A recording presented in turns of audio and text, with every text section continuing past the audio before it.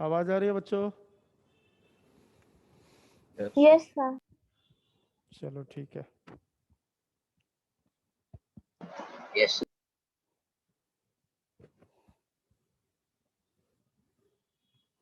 चलो तो last lecture में क्या देख रहे थे अपन? ये बताओ क्या पढ़ा था? विश्व पटेल बताओ बेटा, क्या करा था लास्ट लेक्चर में हमने? Cause of cell division. जोर से बोलो। Cause of cell division. Sir mitosis और मियोसिस इंटरफेस। आवाज नहीं आ रही बेटा आपकी, थोड़ा जोर से बोलो। Mitosis, meiosis, interphase, cell division and cell cycle. Okay, तो माइटोसिस मियोसिस सेल साइकिल हम देख रहे थे, वो तो ठीक है। फिर हमने लास्ट में क्या शुरू किया था? जब sir lecture difference between interphase and M phase तक कर लिया। एग्जैक्टली है ना, सब लोग रिवीजन करके आओ। लास्ट में हमने किया था difference between interphase and M phase. Interphase and M phase, ठीक है। Interface. हाँ, तो आज उसी को आगे बढ़ाएंगे अपन, ठीक है। एक बार फिर से मैं आपको रिवीजन करवाऊंगा जो इंटरफेस था उसका। मतलब ऐसे समझो कि आज इंटरफेस फिर से देखेंगे अपन, शुरुआत कर लेंगे एक बार, ठीक है। जो पढ़ा दिया था वो भी थोड़ा Yes, एक बार रिवाइज करते हुए अपन आगे बढ़ेंगे। Yes.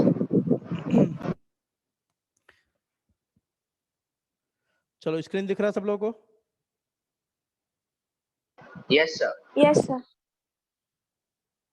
ओके,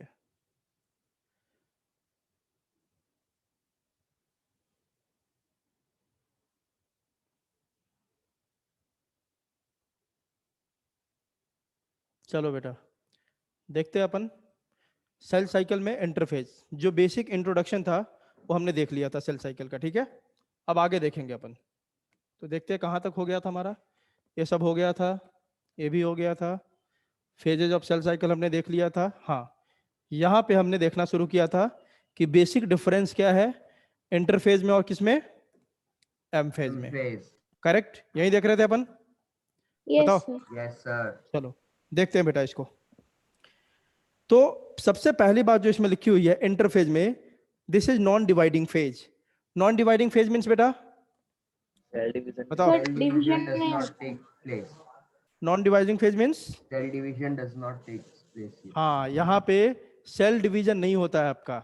बाकी सारा काम होता है लेकिन सेल डिवीजन क्या होता है यहाँ पे, नहीं होता है। तो मतलब यहाँ पे काम क्या हो रहा है बेटा बताओ।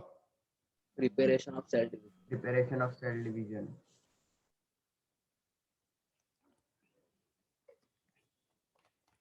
और उस प्रिपरेशन का मतलब क्या है? Cell Growth. ग्रोथ। जो आपने बोला कि यहाँ पे प्रिपरेशन हो रहा है सर सेल डिवीजन के लिए, सेल ग्रोथ। तो उस प्रिपरेशन का मतलब क्या है? Cell Cell growth. growth. सारे सेल ऑर्गेनल्स ग्रोथ हो रहा है। सेल ग्रोथ का मतलब क्या है? पूरा लॉजिक बनाना है, पूरा कॉन्सेप्ट छोड़ूंगा नहीं। सारे ऑर्गेनल्स को डबल होता है। Exactly Duplication cell of cell growth का organ. मतलब हुआ बेटा कि सारा ऑर्गेनल क्या हो रहा है, Double. डबलिंग हो रहा है। इवन डीएनए क्या हो रहा है, डबल हो रहा है, Replication. ताकि जब सेल डिवीजन हो तो दोनों सेल में इक्वल इक्वल सारा चीज का क्या हो, डिस्ट्रीब्यूशन हो जाए। क्लियर है? तो इसलिए अपन बोलते हैं एक को क्या बोलते हैं बेटा अपन, नॉन डिवाइडिंग फेज बोलते हैं, ठीक है। क्योंकि यहाँ पे डिवीजन हो नहीं रहा है। हाई एनर्जी फेज इसको बोला था हमने। और हाई एनर्जी क्यों बोला था, ये बात मैंने आपको बताया था। क्यों बोला था बेटा बताओ? क्योंकि सेल ग्रोथ हो यहाँ पे रहा है। बहुत सारा काम हो रहा है ना, सिंपल सी बात है। एक चीज बताओ, तुम बहुत सारा काम करोगे तो तुम्हें ज्यादा एनर्जी खर्च होगा या कम खर्च होगा तुम्हारा, ये बताओ। ज्यादा. ज्यादा। ज्यादा खर्च होगा ना। अगर हम बहुत ज्यादा काम कर रहे हैं तो हमारा एनर्जी भी बहुत ज्यादा जाएगा, है ना। तो पक्की बात है यहाँ पे हर चीज का डुप्लीकेशन चल रहा है, बहुत ज्यादा काम हो रहा है। और अगर बहुत ज्यादा काम हो रहा है इसका मतलब क्या है, एक ऐसा स्टेट है आपका हाई एनर्जी फेज है। होगा या नहीं होगा जल्दी बताओ? Yes. होगा ना। Yes sir. अगला था क्या, preparatory phase. Preparatory phase means यह अपने आप को प्रिपेयर कर रहा है for the next process, that is the कौन सा प्रोसेस, एम फेज, है ना। अब प्रिपरेशन करने का मतलब क्या है बेटा, कि यह सब कुछ को अपने अंदर जो भी था ना इस सेल के अंदर, मान लो सेल है, इसके अंदर जो भी था सबको क्या कर रहा है बेटा, ये डबल डबल कर रहा है ना। सब चीज का डुप्लीकेशन कर रहा है, अपना नंबर को इंक्रीज कर रहा है, ताकि जब यह सेल डिवाइड हो तो दोनों सेल को सब चीज क्या दे, इक्वल इक्वल डिस्ट्रीब्यूट कर दे। क्लियर है बेटा? Yes, ठीक sir. है। उसके बाद इसको क्या बोलते हैं? High metabolically active phase. आपको बताया था मेटाबॉलिज्म क्या होता है, मतलब बहुत सारा केमिकल रिएक्शन इसके अंदर चल रहा है कि नहीं चल रहा है, बताओ, है ना? Yes, तो इसको क्या बोलते हैं? High metabolically active phase. और यह सेल साइकिल का कितना टाइम लेता है बेटा? More than 95%. 95%. ठीक है। तो कॉमन सी बात है कि अगर यह मोर देन 95% टाइम ले रहा है तो एम फेज को कितना टाइम मिल रहा होगा? 5%. Less than 5%. 5%. है ना? चलो आगे देखो।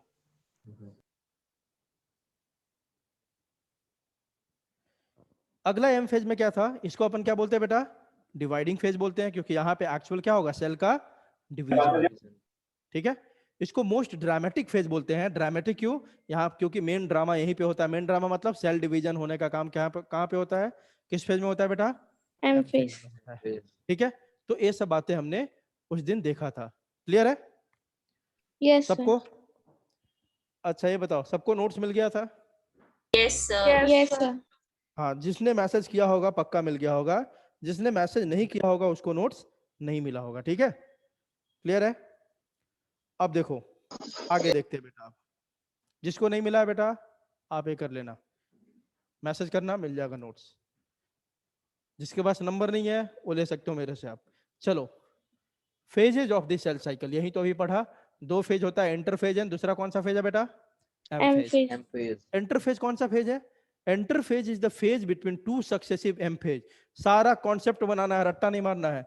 दो सक्सेसिव मतलब एक एम फेज है, यहाँ पे फिर एम फेज है, इसी के बीच का फेज कौन है आपका? जल्दी बताओ। Interphase. Interphase. मतलब दो एम फेज के बीच का जो फेज होता है, that phase is called interphase. कैसे होता है ये भी दिखाऊंगा डायग्राम में, अभी पूरा क्लियर होगा।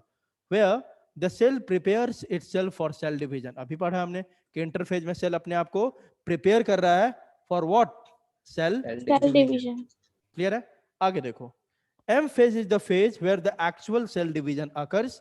बता दिया पहले ही। In this phase the cell utilises the constituents form during interphase and divide into two daughter cells. यही होता है ना कि इसमें जितना इंटरफेज में जितना सेल बनाया है, जितनी चीजों को डबल डबल किया है, उन्हीं सारे चीजों को यूज करता है कौन सा फेज? M phase. और कितने सेल में डिवाइड हो जाता है बेटा? 2 Two cells. क्लियर है इतना सबको बेटा? बताओ। Yes, sir. Yes. सबको क्लियर है? दो लाइन का मतलब क्या हुआ?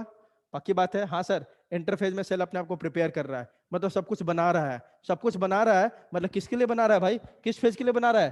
Cell M M phase phase. के लिए बना रहा है M है ना? phase. और एम फेज वही जो सारा चीजें बनाया है उसी का क्या करेगा? यूटिलाइज करता है और अपने आप को डिवाइड कर लेता है कितने सेल में? दो डॉटर सेल में। Clear Yes, sir. सबको बेटा? Yes, sir. चलो आगे देखते हैं। फिर अगला देखते हैं। आज हम खत्म कर लेंगे इंटरफेज को। आज पूरा कोशिश होगा कि इंटरफेज खत्म कर ले अपन। आगे इंटरफेज में देखो क्या है। अब पूरा इंटरफेज हम देख रहे हैं, जब इंटरफेज खत्म हो जाएगा तब क्या देखेंगे बेटा अपन? M phase. M phase. M phase. पहले इंटरफेज को पूरा अच्छे से देखेंगे, इंटरफेज जब खत्म हो जाएगा तब एम फेज को देखेंगे। चलो देखो, interphase it is a long non dividing growing phase of the cell cycle. पक्की बात है? यहाँ पे बहुत जम के क्या हो रहा है? जम के क्या हो रहा है बेटा? Cell growth Cell growth. हो रहा है कि नहीं? और ये नॉन डिवाइडिंग फेज है और बहुत लंबा फेज है। अभी तो देखा पूरे सेल साइकिल का सबसे ज्यादा टाइम यही लेता है कि नहीं? इंटरफेज। तो क्वेश्चन आ गया यहाँ पे बेटा। क्वेश्चन क्या आ गया? कोई पूछे कि पूरे सेल साइकिल में, पूरे सेल साइकिल की बात कर रहे हैं ना, पूरे सेल साइकिल में सबसे लंबा फेज, सबकी मिला के बोल रहा हूँ, इंटरफेज एम फेज सब फेज मिला दे, तब कोई क्वेश्चन पूछे कि भाई इंटरफेज को भी हम इंक्लूड कर लेते हैं और एम फेज को भी इंक्लूड कर लेते हैं, तब सबसे लंबा फेज कौन सा है? इसी का नाम देंगे कौन सा? इंटरफेज। Interphase. सारे सेल साइकिल में ना जितने फेज अभी पढ़ेंगे ना हमने, सारे फेज से सबसे लंबा फेज यही होता है। कौन सा बेटा? इंटरफेज। क्लियर है? जल्दी बताओ। लंबा मतलब सबसे ज्यादा टाइम इसी में लगता है। क्लियर है? जल्दी बताओ। Yes, sir. हाँ, आगे देखो बेटा। In interphase cell grows in size and prepare itself for next division. यही हो रहा है। यहाँ पे एक छोटा सा सेल था, इसका साइज ग्रो हो रहा है। साइज कैसे ग्रो हो रहा है? क्योंकि इसके अंदर सब कुछ का क्या हो रहा है? डुप्लीकेशन हो रहा है, सब कुछ डबल डबल हो रहा है। तो पक्की बात है इसका साइज क्या होगा बेटा? लार्ज होगा, है ना? और यही यहाँ पे लिखा हुआ है कि in interphase cell grows in size and prepares itself for next division. आगे देखो, interphase represents the most active phase of the cell cycle? फिर से क्वेश्चन आ गया, which is the most active phase of the cell cycle? पूरे cell cycle में सबसे ज्यादा active phase कौन सा है? तो कौन सा है बेटा? इंटरफेज। एक्टिव फेज का मतलब समझ रहे हो? एक्टिव कब बोलते हैं? आप जब मान लो कि जो कोई, ज्यादा काम करता है। हाँ सुनो, कोई 2 घंटे में 20 किलोमीटर भाग सकता है, कोई 2 घंटे में 40 किलोमीटर, और कोई 2 घंटे में 60 किलोमीटर। मोस्ट एक्टिव किसको बोलेंगे? 60 किलोमीटर। जो 60 किलोमीटर भाग रहा है ना? तो मतलब यही होता है मोस्ट एक्टिव, मतलब सबसे ज्यादा काम यहीं पे हो रहा है, तभी तो सबसे ज्यादा टाइम भी लग रहा है ना? तो interphase is the most active phase of the cell cycle where both cell growth and DNA replication occur in an orderly manner. ये बात आपको बताया था मैंने, है ना, कि यहाँ पे क्या हो रहा है आपका? सेल ग्रोथ और डीएनए रेप्लिकेशन सब किस ऑर्डर में हो रहा है आपका? एक सीक्वेंस में हो रहा है। बताया था ना तुम लोग को ये बात, शायद बताया था तुम्हारा ही बैच में, याद है? आप ही के बैच में बताया था कि देखो ऑर्डरली मैनर का मतलब क्या है बेटा? देखो ये सारा काम एक ऑर्डर में होगा। कैसे? अगर मैं बोलूं कि एक सेल है, ये पहले डिवाइड कर जाए और फिर इसमें डीएनए का डुप्लीकेशन हो, ऐसा पॉसिबल है? No sir. पक्की बात है कि पहले एक सेल है, इसका मतलब पहले ये ग्रोथ करेगा, तभी ये क्या करेगा? डिवाइड करेगा। तो एक सीक्वेंस है कि नहीं? एक ऑर्डर है कि नहीं? जल्दी बताओ, है ना? Yes sir. मतलब पक्की बात है पहले इंटरफेज होगा तभी एम फेज होगा। ऐसा नहीं कि एम फेज का पहले हो जाएगा तब इंटरफेज हो जाएगा, अगली बार में इंटरफेज पहले हो जाएगा एम फेज बाद में, ऐसा नहीं। हमेशा पहले कौन सा फेज आएगा बेटा? इंटरफेज। इंटरफेज। इंटरफेज के बाद कौन आएगा? M phase. M phase. Interphase में भी एक सीक्वेंस होगा, अभी देखेंगे। 3 स्टेज होता है इंटरफेज में। पहला कौन सा होता है बेटा? G1, G1। दूसरा कौन G1, होता है? S, S. S, तीसरा कौन सा होता है? G2। G2, ऐसा नहीं है कि हमारा मन होगा तो पहले एस लिख दिए, बाद में G1 लिख दिए, पहले G2 लिख दिया, ऐसे नहीं। आपको इसी सीक्वेंस में लिखना है। एक ऑर्डर में होता है पूरा सेल डिवीजन, है ना? हमेशा पहले क्या लिखेंगे? G1। उसके बाद क्या लिखेंगे?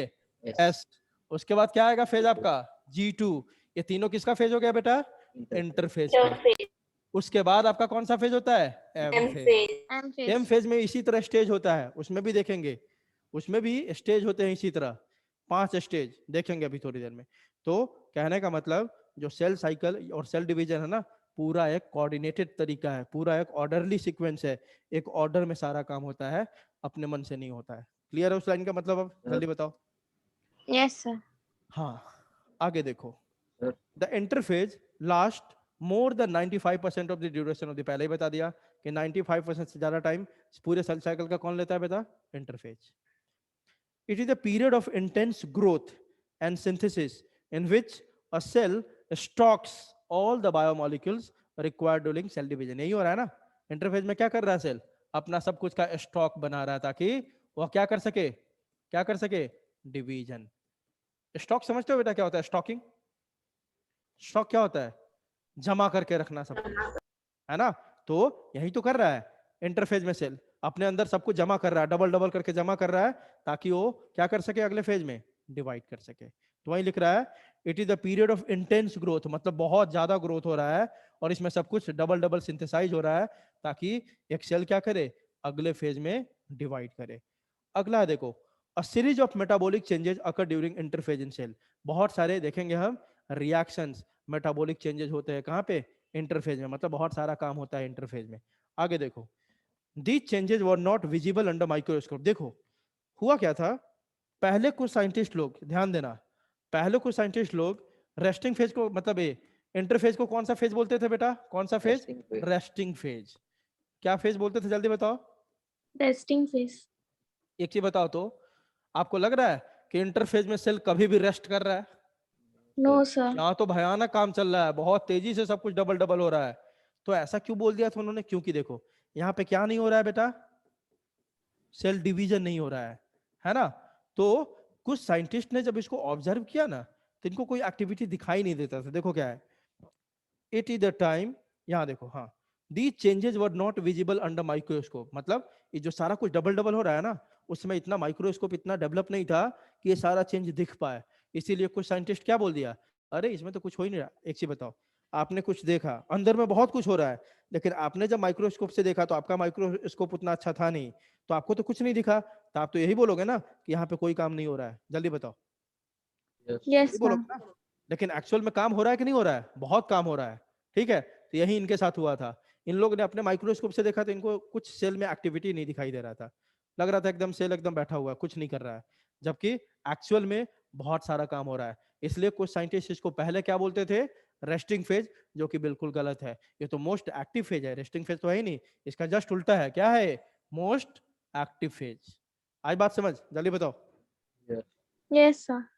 It is a time during which cell is preparing for division by undergoing both cell growth and DNA replication in orderly manner. ऊपर लिखा ही हुआ है चीज।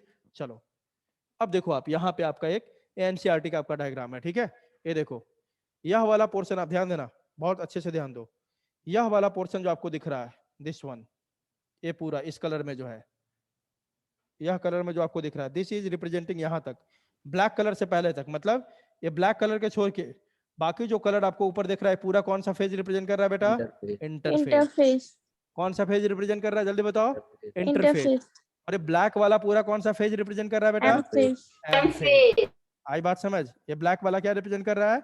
M M phase. phase. और बाकी जो पूरा है क्या रिप्रेजेंट कर रहा है आपका? Interface. अब आपको पहले ही बता दिया, इंटरफेज में 3 फेज। पहला फेज कौन सा है बेटा? G1।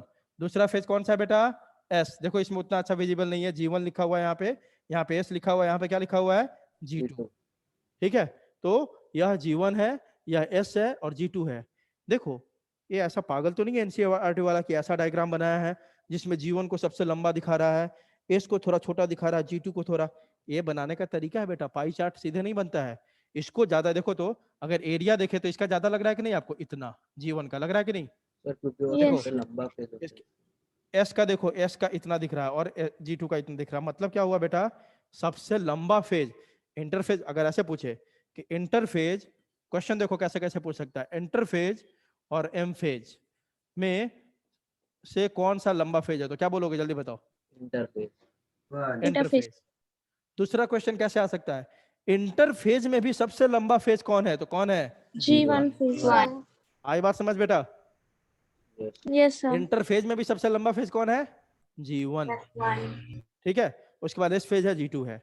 उसके बाद देखो, उसके बाद शुरू होता है आपका, जैसे ही G2 में सेल आता है ना, उसके बाद वह कहाँ एंटर कर जाता है, किस फेज में बेटा? M M phase phase. में। एम फेज में अभी बताया ना कि एम फेज में भी 5 फेजेज होंगे, जैसे इंटरफेज के 3 फेज है ना, G1, S, G2, इसी तरह एम फेज के भी है। कौन कौन से बेटा? पहला होता है कौन सा? प्रोफेज। यहाँ पे दिखेगा नहीं आपको, आपके बुक में देखना डायग्राम। पहला कौन सा बेटा? प्रोफेज। दूसरा कौन सा बेटा? मेटाफेज। Metaphase. ठीक है। तीसरा कौन सा बेटा? Anaphase. एनाफेज।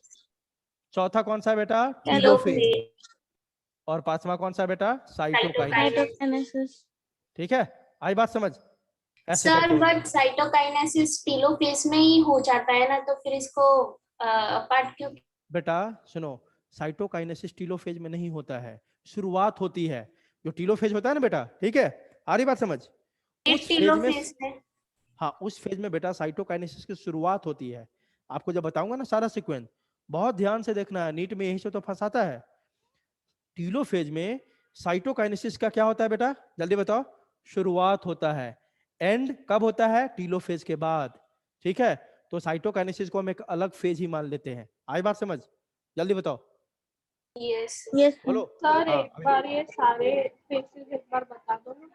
बेटा फिर से बोलो, सारे फेज का नाम बताऊं ऐसा? नहीं सर, उसमें मतलब कि अलग अलग फंक्शन होते हैं ना। सब में अलग अलग फंक्शन होता है बेटा। अभी तो हम बस अभी एम फेज पे आ ही नहीं रहे, एम फेज का बस नाम समझ लो आप। सबका फंक्शन एक एक वर्ड लिखवाऊंगा, एक एक वर्ड आपके नोट्स में होगा, कहाँ पे कौन सा काम होगा। ठीक है, ठीक है बेटा? Yes sir. हाँ, कहाँ पे क्या काम हो रहा है ना, एक एक शब्द आपको मिलेगा। अरे मैं बता तो दिया, जो मेरे नोट्स है ना, सुन लो आज एक बात, जो मेरे नोट्स है पढ़ लेना और किसी भी एक स्टैंडर्ड बुक को उठाना। ठीक है बेटा? स्टैंडर्ड बुक मतलब कि जिससे नीट के अच्छे क्वेश्चन हो। मार्केट में बहुत सारे बुक है, बहुत सारे घटिया बुक होते हैं जिसका कोई रेलेवेंस नहीं आपके नीट से, है ना? तो मार्केट में आप एक अच्छी सी बुक उठाना और जाके मेरे नोट्स पढ़ लेना, जाके ऑब्जेक्टिव सॉल्व करना, सारा हो जाएगा। आ रही बात समझ बेटा? हाँ बेटा? सर ये नीट के एग्जाम में सिर्फ फेजेस ही आएंगे या फिर इसके अंदर भी अर्ली लेट ये सब आएगा? समझा नहीं बेटा? अर्ली फिर से phase, active phase, late phase, किसके ये भी अंदर? आएंगे? ये किसके चाहिए 5 फेज में। हाँ इसके अंदर ना, हाँ प्रोफेज के अंदर वो देखेंगे नो बेटा। सर, ऐसा नहीं। ये जो फेजेस है ना, उसमें हाँ हाँ सिर्फ मेन फेज ही आएंगे कि अर्ली, एक्टिव, लेट ऐसा भी आएगा? हाँ, बिल्कुल आता है बेटा, अर्ली प्रोफेज आता है, लेट प्रोफेज आता है, ऐसे आता है बेटा, ठीक है।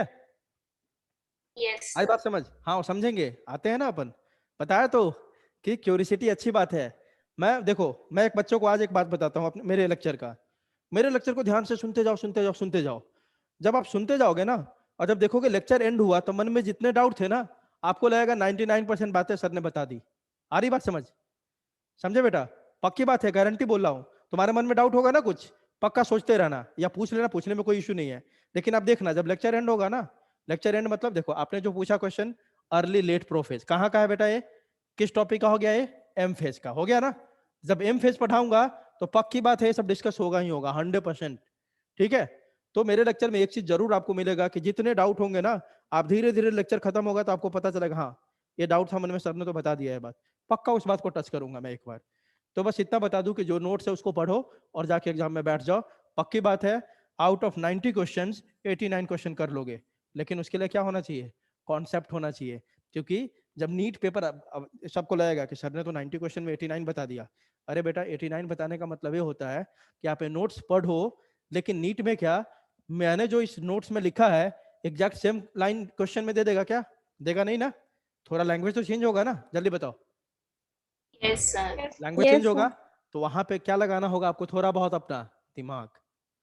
तो शायद पहला लेक्चर शायद ले रहा था मैं तुम्हारा, तो तुम लोग को बताया था एक चीज कि जब नीट का पेपर लिखने जाओगे ना, लैंग्वेज का बहुत ध्यान रखना है, बताया था मैंने आपको पहले दिन, Yes, sir. है Yes, ना। sir. बहुत ध्यान रखना है लैंग्वेज को, सारा खेल लैंग्वेज का है। अभी दिखाऊंगा, ये क्वेश्चन आया था, देखो दिखा रहा हूँ आपको, इसमें मैंने लिखा भी है, नीट में देखो एक क्वेश्चन आया था, यहाँ देखो ये क्वेश्चन है जो नीट में आया था, 2019 की बात है, बस 2 साल पहले। Cells in G not phase, दिख रहा है question? Yes. Cells in G not phase, NEET 2019 का क्वेश्चन है। जितने कोचिंग सेंटर है ना बेटा, आकाश एलन सब ने इसका आंसर क्या किया था, एग्जिट द सेल साइकिल। क्या किया था बेटा? Exit the cell cycle. मैंने पढ़ाया था इसको suspend the cell cycle. NEET का आंसर क्या आया, तो आंसर क्या था बेटा, सस्पेंड द सेल साइकिल, यही आंसर था, ठीक है।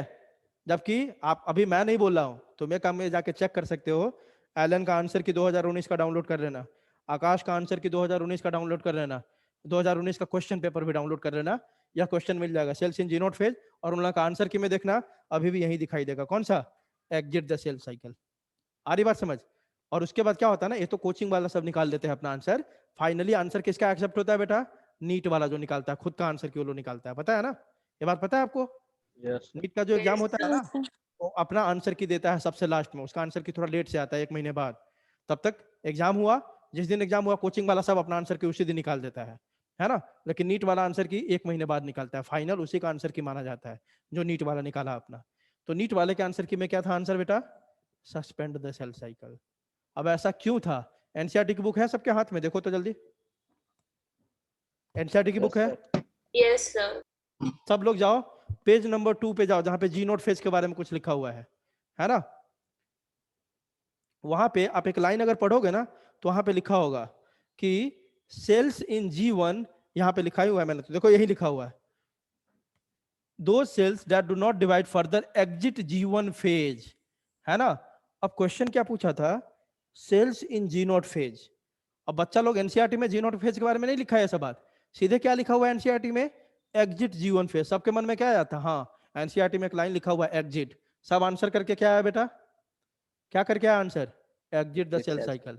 ये नहीं ध्यान दिया कि ये भी लिखा हुआ है एग्जिट कौन सा फेज, देखो तो कौन सा फेज है, G1 G1 phase. G1। G1. Question में G1 है कि जी नोट है, जल्दी बताओ। G note. ये देखो क्वेश्चन में जी नोट है कि G1 है, जी नॉट। सब ने गलती करके आया क्या, एग्जिट द सेल साइकिल। जबकि आंसर इसका क्या है बेटा, सस्पेंड द सेल साइकिल। बताऊंगा, अभी नहीं समझ पाओगे पहले, क्योंकि आप टॉपिक नहीं पढ़ो हो अभी, यहाँ सर मैं उसी जी यानी गैप है ना? हाँ जी मतलब गैप। आते हैं बेटा आते हैं, सब लिखा हुआ है, टेंशन मत लो, सब पे आ रहे हैं। चलो तो आप देखो स्टेज ऑफ, आपने ये समझ लिया कि इंटरफेज के 3 स्टेज होते हैं, G1, S और G2। इसी तरह एम फेज में आपको क्या क्या पढ़ना है, prophase, metaphase, anaphase, telophase and finally क्या होगा, साइटोकाइनेसिस, ठीक है। अब जी नॉट फेज क्या होता है, देखो यहाँ पे दिखाया हुआ जी नॉट फेज, ये क्या होता है, ऐसे करके एरो अंदर की तरफ किया हुआ है, बताऊंगा थोड़ी देर में। चलो तो अपन टॉपिक को बढ़ाते आगे। Howard and Pelc classified interphase into 3 sub stages. कोई पूछे इंटरफेज के कितने सब स्टेज है? 3, आपको याद हो गया। G1 होता है सर, S होता है, G2 होता है ना, तो यही 3 फेज है, G1 S या क्या होता है बेटा G2, याद रहेगा सबको? जल्दी बताओ। Yes, Yes, sir. sir. देखो स्टेजेस ऑफ इंटरफेस बहुत बेहतरीन तरीके से यहाँ पे दिया हुआ है, ये देखो आप, दिख रहा है आपको? ये पूरा वाला लाइन जो दिखा रहा है आपका, क्या दिख रहा है बेटा? दूसरा कलर से इसको लेते हैं। ये पूरा लाइन आपको जो दिख रहा है, ये एरो यहाँ से यहाँ तक क्या दिखा रहा है आपका? इंटरफेज, है ना? इंटरफेज में कौन कौन से फेज है बेटा? G1 S G2। G2. और यह वाला व्हाइट वाला जो पूरा ए वाला जो पूरा है, ये क्या दिखा रहा है बेटा? जो येलो M कलर, phase. ये M M phase. फेज है। देखो M फेज में कौन कौन है बेटा? देखो M फेज में पहला कौन है बेटा? प्रोफेज। Prophase. दूसरा कौन है Prophase. बेटा? Meta. मेटाफेज। तीसरा कौन Metaphase. है बेटा? एनाफेज। Anaphase. चौथा क्या है बेटा? Telophase. टीलोफेज। और उसके बाद जब ये 4 फेज हो जाता है तो फाइनली क्या होता जाता है बेटा? Cytokine. Cytokinesis. साइटोकाइनेसिस। आई बात समझ? जल्दी बताओ। Yes, sir. ठीक है, अब देखो पूरा अच्छे से लिखा हुआ है। G1 फेज में क्या हो रहा है बेटा? Growth and normal metabolic roles, cell का ग्रोथ हो रहा है और भी कुछ मेटाबॉलिक रोल्स हो रहा है। क्या क्या हो रहा है अभी बताऊंगा, G1 में क्या क्या काम होता है। एस फेज में मेनली क्या होता है बेटा? DNA DNA replication, replication. है ना? और यहाँ पे भी क्या हो रहा है? Growth and preparation for mitosis, क्योंकि इसके बाद सेल कहाँ एंटर करने वाला है? किस फेज में? Mitosis phase. वाले फेज में। ठीक है, यहाँ भी ये डायग्राम यही सब दिखा रहा है। देखो ये इंटरफेज है आपका G1 S G2, और यह पूरा कौन सा फेज है आपका? जल्दी बताओ। Mitotic phase. Phase. M M phase. Phase. चलो बताते जाओ तो सब लोग खुद बताओ, इसमें क्या लिख दे, इसमें क्या लिखूं बताओ? Prophase. Prophase. Prophase. हाँ सब बताएगा, सब बोलेगा, सब बोलेगा, कोई चुप नहीं रहेगा। इसमें क्या लिख दूं? जल्दी बताओ, तुम जो बोलोगे वही लिखूंगा। Prophase. क्या लिखूं बेटा Prophase. इसमें? चलो लिख दिया प्रोफेज, आपने बोला तो। सेकंड में क्या लिखूं? Metaphase. Metaphase. Metaphase. मेटाफेज लिख दे रहा हूँ, चलो ठीक है। Anaphase. तीसरा में क्या लिखूं बेटा? Metaphase. Anaphase. Anaphase Telophase. लिखूं। अगले में क्या लिखूं बेटा? Telophase. टीलोफेज। ठीक है, उसके बाद जीनोट फेज, ये पूरा Cytokinesis. हाँ, फाइनली क्या होगा बेटा? साइटोकाइनेसिस। ठीक है, चलो आते हैं इस पे। पहले अब समझते हैं, फिर इसको एक बार और उस डायग्राम को बताऊंगा। चलो अब हमारा शुरू होता है क्या बेटा? कौन सा phase? G1 phase. G1 phase. जो किसी बच्चे ने अभी पूछा था कि सर सब फेज में कुछ काम हो रहा होगा ना, बिल्कुल हो रहा है। अब वही देख रहे हैं किस फेज में क्या काम होगा। तो हमने पढ़ा अभी तक क्या? कुछ भी नहीं पढ़ा सर अभी तक, तो बस ये पढ़ा सर हमने कि सेल साइकिल 2 फेज में होता है, माइटोसिस एंड मियोसिस। ठीक है, उसके बाद सर जब हम देखते हैं इसमें पूरा माइटोसिस और मियोसिस में, तो हमें क्या देखने को मिलता है कि पहले इंटरफेज होता है, फिर क्या होता है बेटा? M phase. सर इंटरफेज में 2 फेज होता है, मतलब इंटरफेज में 3 फेज होते हैं, G1 S और G2, और इसी तरह एम फेज के भी कुछ फेजेज होते हैं सर। अब इंटरफेज में हम पहला फेज देख रहे हैं, जो कौन सा फेज है बेटा? G1। ठीक है, क्लियर है सबको? Yes, Yes, sir. sir. Yes, sir. चलो तो इंटरफेज का पहला फेज देख रहे हैं G1। इसको क्या क्या और नाम से बुलाते हैं देखते जाओ। जो अभी बोल रहा था कोई कि सर इसको गैप 2 बोलते हैं, Gap. गैप 1। हाँ तो देखो वही बात सब। फर्स्ट ग्रोथ फेज इसको बोल सकते हैं, पोस्ट माइटोटिक फेज इसको बोल सकते हैं, प्री सिंथेटिक फेज या प्री डीएनए सिंथेसिस फेज इसको बोल सकते हैं, या गैप 1 फेज या फर्स्ट गैप फेज इसको बोल सकते हैं। आई बात समझ? ये सब बोल सकते हैं इसको। अब बोलोगे सर क्या क्या बोल दिया सर आपने, समझ में नहीं आया। देखो ना बेटा, सब नाम कैसे कैसे क्लियर होगा। चलो सबसे पहला ग्रोथ G1 में ही शुरू हुआ ना, जल्दी बताओ सेल का, बोलो। Yes, sir. क्योंकि Yes, सबसे sir. पहला फेज यही है, G1 के बाद आता है S, S के बाद आता है G2। तो सबसे पहला ग्रोथ G1 का यहीं पे, मतलब सेल का यहीं पे शुरू हुआ, तो इसको क्या बोल देते हैं जल्दी बताओ? First growth First growth phase. phase. Sir इसको पोस्ट माइटोटिक फेज क्यों बोल रहे हैं? डायग्राम में आते हैं बेटा, ये देखो तो, Mitosis के बाद ये होता है। देखो तो, माइटोसिस के जस्ट बाद कौन सा फेज शुरू हो रहा है? देखो तो, इस डायग्राम से और बेहतर समझ में आएगा, इसमें आओ। माइटोसिस के तुरंत बाद कौन सा फेज शुरू हो रहा है बेटा? कौन सा फेज है बताओ? G1. G1 phase. तो इसको बोल सकते हैं पोस्ट माइटोटिक फेज। पोस्ट मतलब बाद होता है, माइटोसिस के जस्ट बाद वाला फेज बोल सकते हैं कि नहीं इसको? जल्दी बताओ। Yes, Yes, sir. sir. तो इसीलिए दूसरा नाम इसका क्या मिल गया? Post mitotic phase. समझ में आ रही है बात? चलो Yes. चलो यहीं पे बना दे रहा हूँ ना, देखो ना आप, ये देखो सेल साइकिल हो रहा है। यहाँ पे अपन ले लेते हैं, ये मान लो आपका G1 है, S है, G2 है, ये क्या है? G1 S G2, और ये कौन सा फेज है आपका?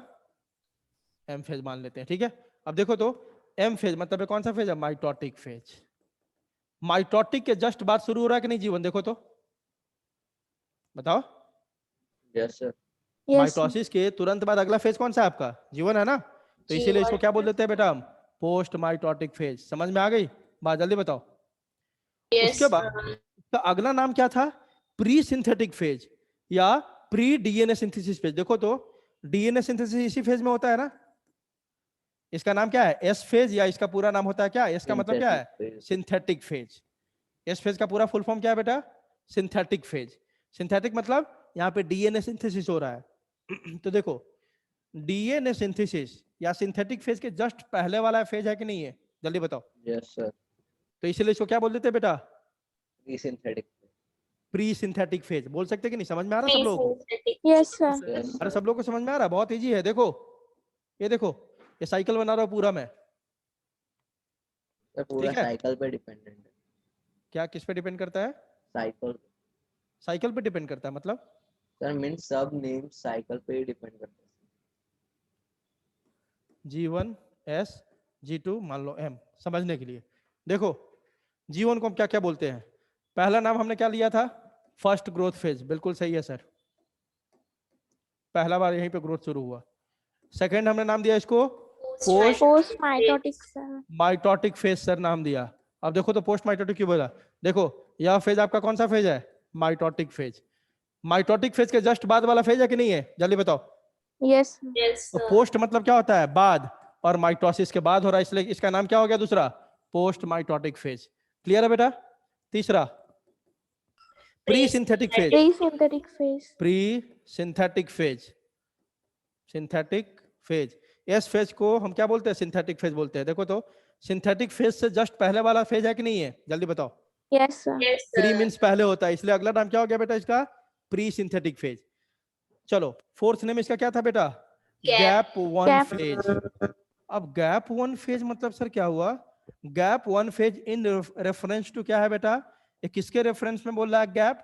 इन रेफरेंस टू, यह बहुत समझना जरूरी है, डीएनए सिंथेसिस। मतलब क्या बोल रहा है? In reference to DNA synthesis कौन सा फेज है बेटा? Gap one. गैप वन मतलब यहाँ पे गैप है। गैप इन द सेंस यहाँ पे डीएनए का कोई भी सिंथेसिस नहीं हो रहा है। तो गैप जो हम नाम देते हैं किस रेस्पेक्ट में देते हैं बेटा? डीएनए के रेस्पेक्ट में। DNA. यहाँ पे क्योंकि डीएनए का सिंथेसिस गैप है, एब्सेंट है, इसलिए इसको बोल देते हैं गैप वन। और डीएनए बस कहाँ बनता है? किस फेज में बनता है? बस एक ही फेज में बनता है बेटा, S बाकी phase. किसी फेज में नहीं बनता है। किस फेज में बनता है डीएनए बस बेटा? S phase. एस फेज में। तो इसका Sir, मतलब जीटू में भी नहीं बनता pre-synthesis- होगा। सही Sir. बात है? जल्दी बताओ। अगर मैंने ऐसा बोला बेटा, सुनो ना, ऐसा बोला मैंने कि एस फेज में ही बनता है, मतलब क्लियर हो गया कि जीटू में भी नहीं बनता है ना? जल्दी बताओ। अरे हाँ, Yes, sir. बता तो sir. रहा हूँ। Yes, sir. मैं ही बता रहा हूँ कि हाँ एस फेज में बनता है बस। तो सीधे बोलो ना हाँ सर, आप बोल तो रहे हो कि G2 में नहीं बनता। ठीक है, बस एस फेज में बनता है और कहीं बनता ही नहीं डीएनए, याद रखने का। इसका मतलब G2 में भी नहीं बनता है, तो इसको क्या बोल देते हैं बेटा? Gap Gap two. Gap 2 phase. इसको क्या बोल देते हैं बेटा? Gap two phase. आई बात समझ? Sir, तो गैप गैप जो हम pre-synthesis चिल्ला रहे हैं ना, गैप गैप किसके बारे में बोल रहे हैं? In reference to DNA synthesis. Clear है सबको? Sir, interphase में सबसे smallest phase कौन सा आता है? S या G2? क्या बेटा? Sir, interphase में सबसे smallest phase कौन सा आता है? बेटा डीएनए सिंथेसिस वाला फेज, एस फेज है ना? एस फेज का साइज जो देखोगे छोटा होगा। जीवन देखो छोटा बड़ा क्या है इसमें, क्यों? जीवन पूरा दिखता है कि लॉन्ग फेज है, ठीक है? एस और G2 फेज ना लगभग ड्यूरेशन लगभग सेम ही होता है। बात समझ में आ रही है? लेकिन फिर भी आप Yes, देखोगे, हाँ लगभग दोनों का इन दोनों का टाइमिंग सेम होता है। यहाँ पे दिख जाता है डिफरेंट, यहाँ पे थोड़ा बहुत अंतर होगा बस, ठीक है? लेकिन बराबर लगभग होता है इनका, ठीक है? Yes, sir. आगे देखो, तो ये नाम समझ में आया आपको कि जीवन का ये नाम से क्यों दिया गया? जल्दी बताओ बेटा, बोलो। Yes, sir. Yes. Yes, Yes, sir. sir. अब Sir. जीवन का चारों नाम आपको पता होना चाहिए, यही तो मैं बता रहा हूँ कि बाद में मैं Pre-synthesis रट्टा नहीं phase मारने एक और बार दूंगा। explain तब करो ना। बताया कि नाम क्यों मिला है, बताया ना मैंने। अपन ऐसे भी कर सकते थे ना, यहाँ बेटा जीवन को अपन क्या क्या बोलेंगे? First growth phase, post mitotic phase, pre synthetic phase, gap one phase, याद कर लेना। एक ये भी तरीका तो हो सकता था, बोल सकते थे ना? जल्दी बताओ। Yes, sir. Yes, sir. लेकिन हमने सबका मतलब समझा कि क्यों बोल रहे हैं ऐसा, ठीक है? चलो सर प्री-सिंथेसिस फेज एक और बार समझा दो ना। हाँ बेटा फिर से बोलो जोर से। प्री-सिंथेसिस फेज एक और बार समझोगे? हाँ देखो बेटा, यहाँ देखो ना, एस फेज का नाम है सिंथेटिक फेज। एस फेज का नाम क्या है बेटा? एस मतलब सिंथेटिक होता है। एस फेज का नाम क्या है बेटा? Synthetic phase. Synthetic phase. ये देखो तो इस सिंथेटिक फेज से पहले है कि बाद में है जीवन? पहले है। तो पहले के लिए कौन सा प्रीफिक्स यूज करते हैं? Pre. प्री। तो बोल सकते हैं प्री सिंथेटिक फेज। आई बात समझ? Yes sir. क्लियर है बेटा? चलो यस सर। चलो देखो अब आते हैं एस फेज पे। एस फेज का नाम क्या है बेटा? एस फेज का नाम है सिंथेटिक फेज। क्या नाम है एस फेज का बेटा? जल्दी बताओ। सिंथेटिक फेज, या इसको बोलते हैं, और आपको बोल सकते हैं क्या, इसको बोल सकते हैं डीएनए सिंथेसिस फेज। या तो सिंथेटिक फेज लिखा हुआ मिलेगा, नहीं तो क्या मिलेगा बेटा? DNA synthesis phase. आई बात समझ? जल्दी बताओ। तो एस फेज का यही दो नाम है, या तो क्या बोलेंगे सिंथेटिक फेज, या क्या बोलेंगे अपन? DNA synthesis phase. क्यों? बता ही सकते हो, क्योंकि सर इसमें डीएनए का रेप्लिकेशन होता है, डीएनए बनता है, इसलिए। क्लियर है सबको? Yes sir. Yes, तो sir. पानी पीने दो पहले, फिर आगे बढ़ते हैं अपन।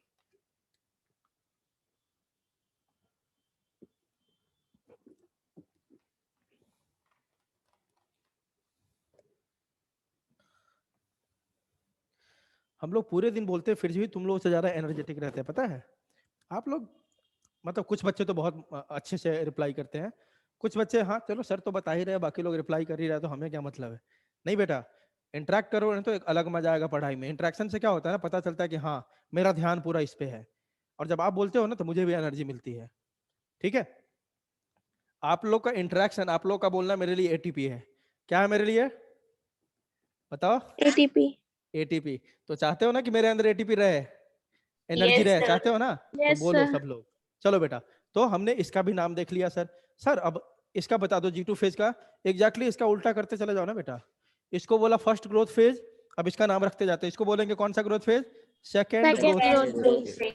Second growth phase. देखो सब उल्टा करते जाएंगे। उसको हमने बोला पोस्ट माइटोटिक, ये देखो तो माइटोसिस से, Pre-mitotic. माइटोसिस से जस्ट पहले वाला है कि नहीं है? Pre-mitotic. तो बोल देंगे इसको बेटा देखो, नहीं समझ में आया तो जरूर पूछना, कोई डाउट नहीं है, कोई बात नहीं। ऐसा आपको नहीं नहीं लगना चाहिए कि अरे सारे बच्चों को समझ में आ गया, मैं पूछूंगा तो कैसा लगेगा। कोई बात नहीं, 10 बार में समझ में आएगा, पूछना जरूर।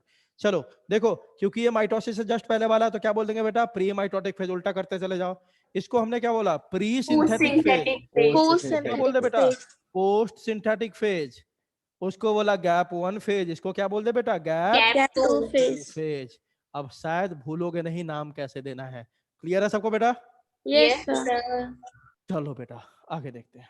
वही बात वहां पे लिखा हुआ है, देखो कि इसको क्या क्या बोलते हैं? First growth phase, post mitotic phase, pre synthetic phase, और अगला क्या बोलते हैं? Gap 1 phase. कोई कोई बुक लिखता है गैप 1 फेज, कोई लिख देता है क्या? First gap phase. ठीक है? क्लियर है? Yes, sir. Yes, sir. अगला बता ही दिया पहले आपको कि G1 phase is the longest phase of interphase present between mitosis and initiation of DNA. चलो बेटा एक काम करो, सुनो, मैं 5 मिनट में आ रहा हूँ, एक पेरेंट से मिलके।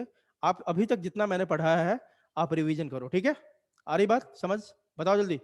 Yes, sir. Yes, sir. हाँ, एक Yes, पेरेंट्स sir. आए हैं मिलने के लिए, उनको कुछ मतलब बोर्ड के लिए उनके बच्चे का डाउट है, तो मैं बस 5 मिनट में उनसे बात करके आ रहा हूँ, ठीक है? आप तब तक रिवाइज करोगे सब लोग, बातें नहीं करेगा कोई, सब रिवाइज करो। मैम यहाँ पे, मैम आप लोग को देख रही है।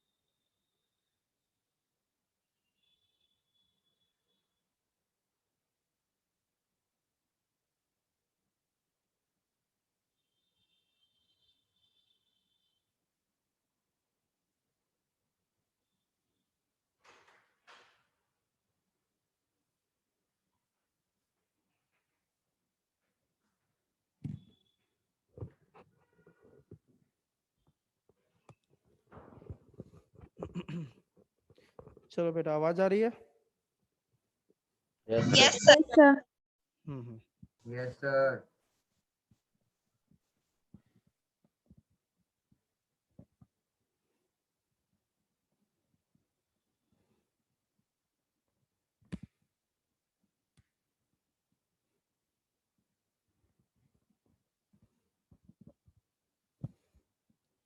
चलो, सुनाई दे रहा है सबको?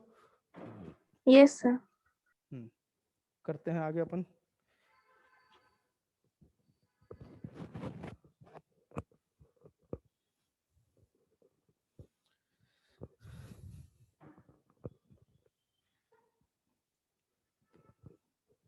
इसीलिए शुरू से पढ़ना बहुत जरूरी है, ठीक है? नहीं तो बाद में इसी तरह होके परेशान होके सब लोग, सर कैसे पास हो बोर्ड में।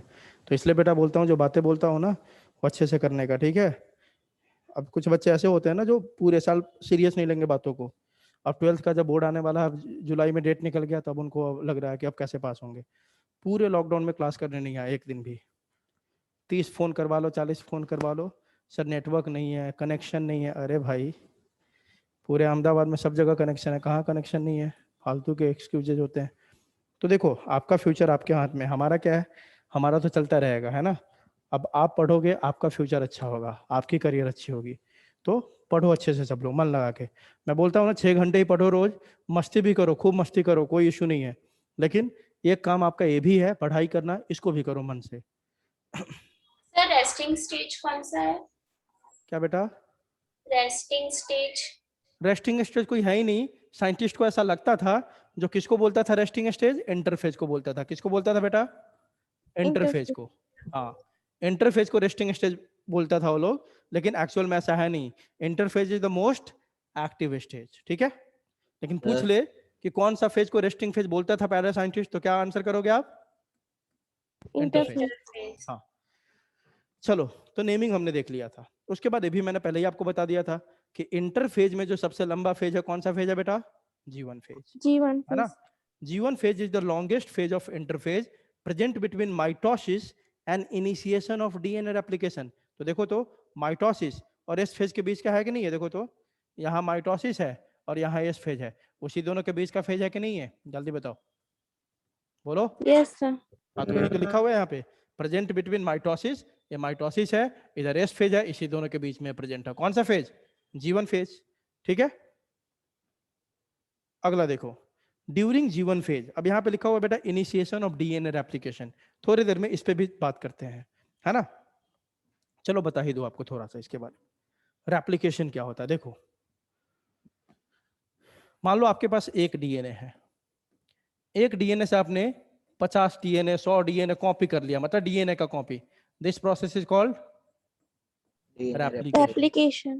मतलब एक डीएनए से हजारों लाखों कॉपी बना लेना। जैसे आपको मैंने एक नोट्स दिया, क्लास में 50 बच्चे हैं, मैंने बोला बेटा इस नोट का जेरोक्स करवा लेना और सारे बच्चों को दे देना। तो एक नोट का क्या हुआ बेटा? कॉपी हुआ, हुआ कि नहीं? 50 कॉपी। उसी को हम बोलते हैं रेप्लिकेशन। जब डीएनए से ही, डीएनए का ही यूज करके जब नया डीएनए बन जाता है, this process is called as, क्या बोलते हैं? रेप्लिकेशन, ठीक है? उसके बाद जब डीएनए से हम क्या बना लेते हैं बेटा? आरएनए। क्या बना लेते हैं बेटा? जल्दी बताओ। आरएनए। ये सब लिख लेना। RNA. इस प्रोसेस को बेटा बोलते हैं अपन क्या? ट्रांसक्रिप्शन। क्या बोलते हैं? जल्दी बताओ। Transcription, Transcription. ठीक है? और जब जब आरएनए से अपन क्या बना लेते हैं बेटा? protein protein. क्या translation बना लेते हैं बताओ? प्रोटीन। तब क्या बोलते हैं इसको? ट्रांसलेशन। लिख लो सब लोग। जब हम डीएनए से डीएनए बनाते हैं तो क्या बोलते हैं बेटा? रेप्लिकेशन। जब डीएनए से आरएनए बनाएंगे तब क्या बोलेंगे बेटा? ट्रांसक्रिप्शन। और जब आरएनए से प्रोटीन बनाएंगे तब क्या बोलेंगे बेटा? translation ट्रांसलेशन, है ना? अभी बाद में पूरा समझाऊंगा मैं। ये जो प्रोसेस होता है ना रेप्लिकेशन, यूकैरियोट्स की बात करें तो कहाँ होता है हमारे सेल में? न्यूक्लियस के अंदर। यूकैरियोटिक सेल की बात बता रहा हूँ, है ना? कहाँ पे होता है बेटा ये? न्यूक्लियस के अंदर। Nucleus. हाँ, ये जो ट्रांसक्रिप्शन होता है ना बेटा, ये यूकैरियोट में कहाँ होता है बेटा? ये भी कहाँ होता है? Nucleus. न्यूक्लियस के अंदर। किसकी बात कर रहे हैं लेकिन हम? Eukaryotic cell. यूकैरियोट्स की। अब बोलोगे सर यूकैरियोट्स को क्यों? क्योंकि प्रोकैरियोट में कोई न्यूक्लियस होता ही नहीं है, उसमें तो क्या बोलते हैं, न्यूक्लियोइड बोलते हैं, है ना। उसके बाद Yes. आरएनए, आरएनए से जो प्रोटीन बनता है ना, मतलब ट्रांसलेशन बेटा, ट्रांसलेशन कहाँ होता है बेटा, Cytoplasm. साइटोप्लाज्म में। साइटोप्लाज्म। कहाँ होता है, साइटोप्लाज्म में। साइटोप्लाज्म। आई बात समझ। लेकिन अगर हम प्रोकैरियोट की बात करें तो सारा प्रोसेस कहाँ हो रहा है शुरू से ही उसमें, साइटोप्लाज्म। साइटोप्लाज्म में। आई बात समझ, जल्दी बताओ। Yes, sir. Yes sir. चलो सर मतलब क्या हुआ देख। Sir, मतलब क्या हाँ है? बेटा, हाँ सर बेटा। sir, duplication. cell differentiation mitotic क्या phase के बाद तुरंत होता है। क्या बोला, क्या बोला? Sir cell differentiation M phase के तुरंत बाद होता है। क्वेश्चन थोड़ा जोर से बोलो। सर सेल का डिफरेंशिएशन एम फेज के तुरंत बाद होता है। हाँ बिल्कुल तुरंत बाद होता है बेटा। जैसे ही डिवीजन होता है ना, तो जीवन फेज जो है ना आपका, बताऊंगा अभी। जीवन फेज में आपके कौन से सेल होते हैं, डिफरेंशिएटेड सेल ही होते हैं, मैच्योर सेल। आई बात समझ। Yes, sir. हाँ सर अभी आपको रेप्लिकेशन सर, एक प्रोकैरियोट्स question में भी होता है ना? क्या रेप्लिकेशन, प्रोकैरियोट्स में भी होता है ना? बिल्कुल होता है बेटा, नहीं बताया सर, तो। आपने यहाँ पे यूकैरियोट्स लिखा है इसलिए। अरे मैं लोकेशन बताया मैंने। यूकैरियोट में कहाँ होता है रेप्लिकेशन, न्यूक्लियस में। यूकैरियोट में कहाँ होता है ट्रांसक्रिप्शन, न्यूक्लियस में। यूकैरियोट में कहाँ होता है ट्रांसलेशन, साइटोप्लाज्म में। और बोला नहीं मैंने कि प्रोकैरियोट में सारा काम कहाँ होता है बेटा, साइटोप्लाज्म में ही होता है। साइटोप्लाज्म। ठीक है बेटा। Yes sir. एक क्वेश्चन था। सर हाँ बोलो। डुप्लीकेशन मतलब, हाँ सर डुप्लीकेशन मतलब। डुप्लीकेशन, है ना। अभी आते हैं उस बात पे भी, डुप्लीकेशन पे भी आते हैं। देखो डुप्लीकेशन रेप्लिकेशन में हल्का फर्क है, ठीक है। जैसे सुन लेना बात। एक क्रोमोजोम है, जब पूछ लिया तो थोड़ा बता ही दो। ये लिख लिया बेटा जिसको लिखना था, सबका यस हो गया सर। ये? चलो ठीक है, इसको हटा रहा हूँ। जब इसने पूछ लिया रेप्लिकेशन डुप्लीकेशन तो बता रहा हूँ।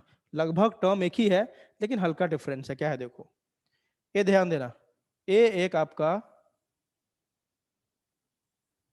क्या है, chromosome with how many chromatids. 2। 2 chromatids. अच्छा, how many chromatids are there, sir single है सर। सिंगल क्रोमैटिड है बेटा। ये दो कहाँ दिख गया बेटा, इसको आम बोलते हैं। ये पूरा एक सिंगल क्रोमैटिड है। बताया नहीं था मैंने, बताओ तो जरा, बताया था कि नहीं ये बात? Yes sir. तब इतना जल्दी भूल जाते हो, इसलिए बोलता हूँ रिवीजन करो बेटा। ये क्या है, क्रोमोजोम विथ सिंगल क्रोमैटिड। अब क्या हुआ, इसका रेप्लिकेशन हुआ। और आपको पहले ही बता दिया था कि chromatid is nothing but one complete, क्या, one complete chromosome, DNA molecule. Sorry DNA. बताया था ना, क्रोमैटिड को क्या बोलेंगे बेटा, वन कंप्लीट डीएनए मॉलिक्यूल होता है क्रोमैटिड। अब देखो इस क्रोमैटिड का रेप्लिकेशन हो गया, मतलब कॉपी बना लिया अपना। चलो देखते हैं, देखते हैं। ये भी एक क्रोमोजोम है, ये क्रोमोजोम है कि नहीं है, जल्दी बताओ। Yes sir. है ना, बताया था ना, इसको बोलेंगे क्रोमोजोम विथ वन क्रोमैटिड। और जिसको कंफ्यूजन हो रहा है ना, ऐसे भी बोलना बेटा, ये क्रोमैटिड, जहां पे एक ही क्रोमैटिड होगा ना, आप क्रोमोजोम बोलो या इसको क्रोमैटिड भी बोल सकते हो, सीधा सीधा। जहां पे एक क्रोमैटिड है तो इसको क्या बोलेंगे, ये सर क्रोमोजोम है, आपकी आवाज नहीं आ एक रही ही है। क्रोमैटिड है। अगला देखो, अब हम रेप्लिकेशन कर देते हैं क्रोमैटिड का। चलो, ये पहले से था, अब इसका कॉपी बन सर गया है। हाँ बेटा बोलो। सर आपकी आवाज नहीं आ रही है। अभी आ रही है, सर आ रही है। सबको आ रही है आवाज? Yes sir. आ तो रही है, अभी आ रही है तुमको बेटा, अभी आ रही है? कौन बोला था अभी? यस सर आ रही है। आ रही है ना, चलो। देखो बेटा, ये रेप्लिकेट हो गया। अब देखो पहले एक था, इसी का एक कॉपी बन गया यहाँ पे।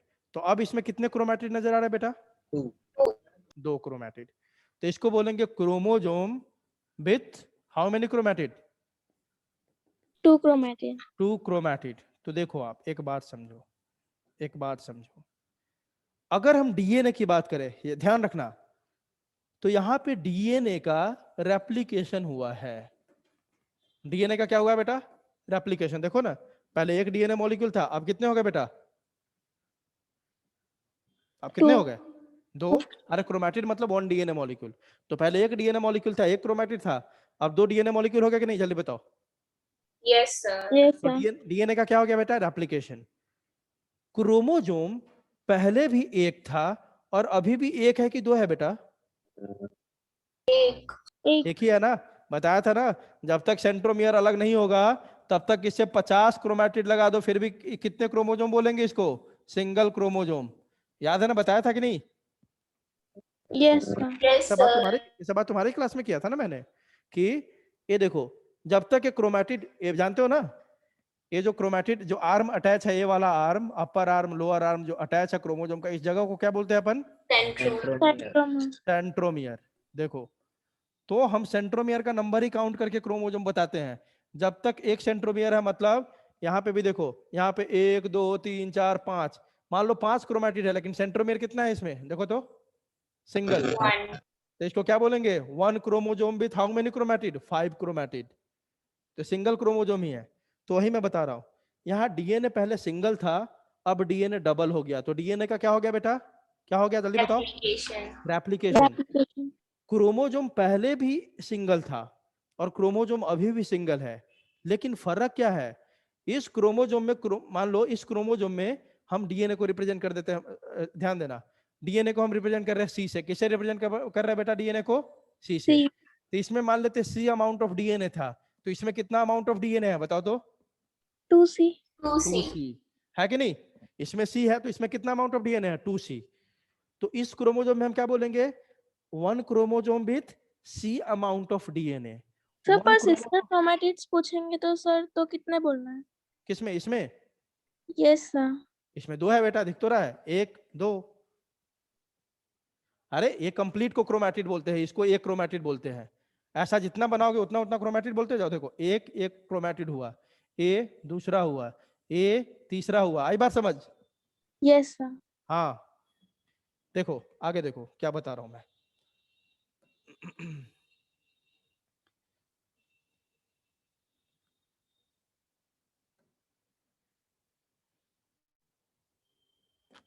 देखो, तो इसको क्या बोलेंगे अपन, क्रोमोजोम विथ वन, क्या, सी डीएनए मॉलिक्यूल। इसको क्या बोलेंगे, chromosome with how many DNA molecule, 2C। 2C बोलेंगे कि नहीं, जल्दी बताओ, Yes, sir. Yes sir. जल्दी बताओ। तो इस क्रोमोजोम को अपन क्या बोलेंगे बेटा, डुप्लीकेटेड क्रोमोजोम। डुप्लीकेटेड मतलब होता है डीएनए का अमाउंट डबल हो गया लेकिन क्रोमोजोम क्या रहा बेटा, सेम। और रेप्लिकेशन का मतलब क्या हो गया बेटा, जहां पे चीजें क्या हो गई, पूरा का पूरा डबल हो गया। तो यहाँ देखो, डीएनए पूरी तरह से डबल हो गया यहाँ पे, तो उसको बोल दिया रेप्लिकेशन।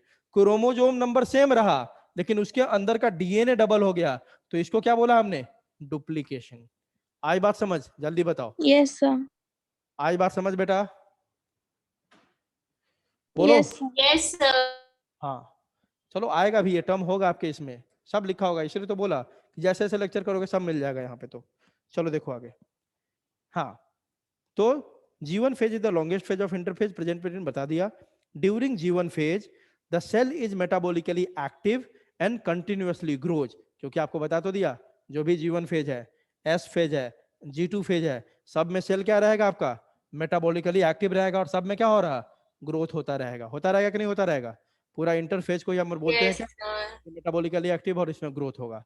आगे देखो, in this phase there is, अब काम की बात आ गई है ना, यहीं से क्वेश्चन अब बनना शुरू हो गया।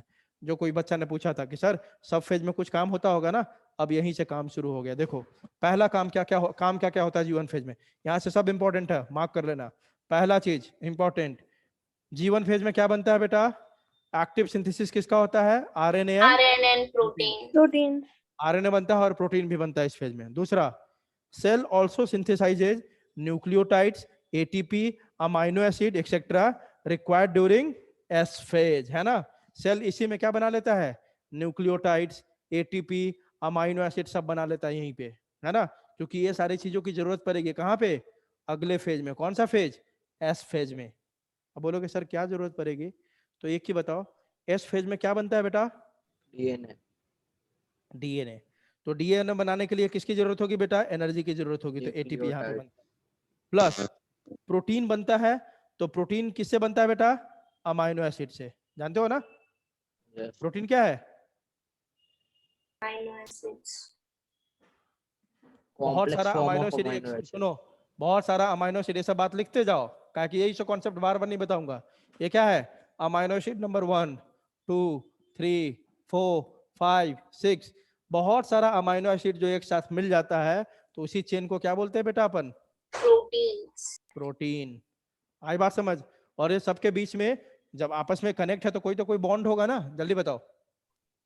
ये Yes. अमाइनो एसिड 1 है, प्रोटीन अमाइनो एसिड 2, कोई ना कोई बॉन्ड तो होगा ना। Yes, Sir. sir. ये आपस में कैसे जुड़ा हुआ, कोई तो बॉन्ड होगा ना, केमिस्ट्री में पढ़ा होगा ना। उस बॉन्ड को बोलते हैं कौन सा बॉन्ड बेटा, लिख लो, पेप्टाइड Peptide बॉन्ड।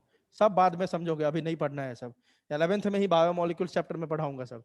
क्या बोलते हैं इस बॉन्ड को बेटा, पेप्टाइड बॉन्ड। Peptide मतलब bond. एक अमाइनो एसिड दूसरे अमाइनो एसिड से कैसे जुड़ा होता है, with the help of a bond, that bond is called peptide bond.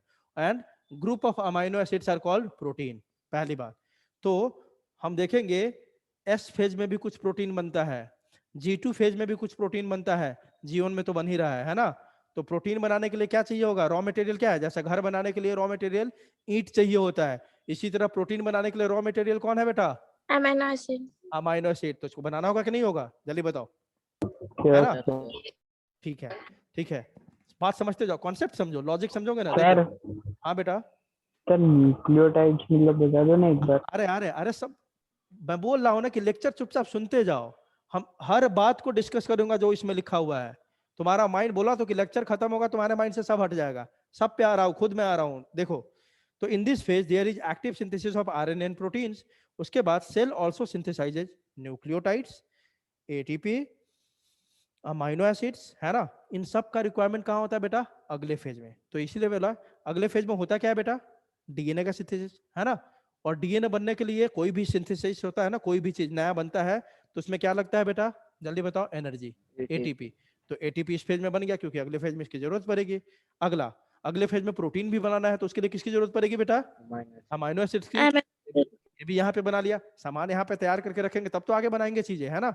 अगला फेज में हमें डीएनए भी बनाना है, और डीएनए किससे बना होता है, जैसे Nucleotide. जैसे Nucleotide. सुनो, हाँ जैसे आपने अभी क्या देखा था Long कि chain of amino acid, nucleotide. मतलब प्रोटीन क्या है, group of amino acids, Amino acid. है ना। प्रोटीन क्या है बेटा, ग्रुप ऑफ अमाइनो एसिड्स। उसी तरह देखो, ये मान लेते हैं न्यूक्लियोटाइड नंबर, न्यूक्लियोटाइड नंबर क्या है, 1। यहाँ पे है न्यूक्लियोटाइड नंबर 2, यहाँ पे है न्यूक्लियोटाइड नंबर 3, यहाँ पे न्यूक्लियोटाइड नंबर 4। जब सारे न्यूक्लियोटाइड को हम आपस में ज्वाइन कर देते हैं ना, तब क्या बनता है आपका, डीएनए, है ना। तो डीएनए क्या है आपका, एक पॉलीन्यूक्लियोटाइड चेन है। क्या है बेटा, पॉली Nucleotide. Nucleotide chain. मतलब कि बहुत सारा न्यूक्लियोटाइड जब आपस में मिल जाता है तो उसी को हम बोलते हैं डीएनए। आई बात समझ, जल्दी बताओ। Yes. बोलो। Yes, sir. अब आते हैं न्यूक्लियोटाइड होता क्या है सर, थोड़ा बता दो। आज का लेक्चर इसी पे खत्म करेंगे, न्यूक्लियोटाइड पे, ठीक है। चलो अब थोड़ा सुनते जाओ, बहुत मजेदार कहानी है, किसके बारे में, डीएनए के बारे में। चलो थोड़ा सा ब्रीफ बताता हूँ। डीएनए का फुल फॉर्म क्या है बेटा, Deoxyribonucleic acid. Ribo nucleic. ये बाद में नोट्स में मिलेगा, अभी है नहीं, तो जिसको लिखना है लिख सकते हो। डीएनए क्या है बेटा, डीऑक्सी राइबो न्यूक्लिक एसिड। अब मेरे को एक क्वेश्चन है आप लोगों से, पहला क्वेश्चन, डीएनए सोच समझ के आंसर करना है। इज बेसिक और एसिडिक, पहला क्वेश्चन बताओ। एसिडिक। Acidic. Acidic. किसको किसको लगता है भाई एसिडिक, इतना भी नहीं पता है तुम लोग को। डीएनए सर, बेसिक है acidic कि होता एसिडिक है, डीएनए क्या है बेटा, एसिडिक। Acidic. सर एसिडिक पक्का? ही है। यस पक्का? Yes, sir. अरे नाम ही चिक चिक के बता रहा है भाई, डीऑक्सी राइबो न्यूक्लिक एसिड। नहीं बता रहा है, बोलो। नाम ही बता रहा है कि sir. मैं एसिड हूँ भाई, Yes, sir. कोई कंफ्यूजन ही नहीं होना चाहिए। नाम ही आपको बता रहा है डीऑक्सी राइबो न्यूक्लिक एसिड कि मैं एसिड हूं, ठीक है। तो डीएनए इज, डीएनए क्या है, Acidic. एसिड है। Acidic. चलो दूसरी बात,